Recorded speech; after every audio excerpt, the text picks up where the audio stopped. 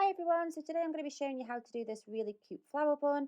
You'll start off by just taking the bottom section of hair, just placing that top section out of the way, and then I'll put in a hair tie, and then I just kind of loosen that off a little bit. I want this style to look nice and soft and romantic. So then you take the top section, again just using my fingers, raking my fingers through the hair and placing that into a bobble. So it's just one ponytail now.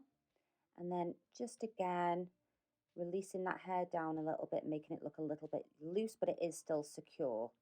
Then you're going to break that ponytail into two sections, and then you'll take a little bit of hair padding, which is just a cut up bun maker, so like a donut, and I'm wrapping that around the top ponytail and pinning that into place. So once you've done that, you'll come to the underneath ponytail and start a 3-strand braid. Not too tight because you're going to be teasing out the right hand side of that braid. So this is going to make your petals.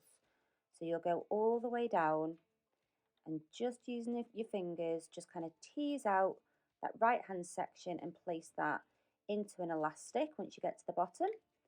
And then you're going to wrap that around. And I was kind of thinking, shall I wrap it all the way around and pin? Then I decided to pin as I go. So I'm starting on that left hand side using fairly long hair grips here and just kind of pinning that into place, and then the tail end will come underneath that ponytail and back through, and again you'll just pin that left hand side again.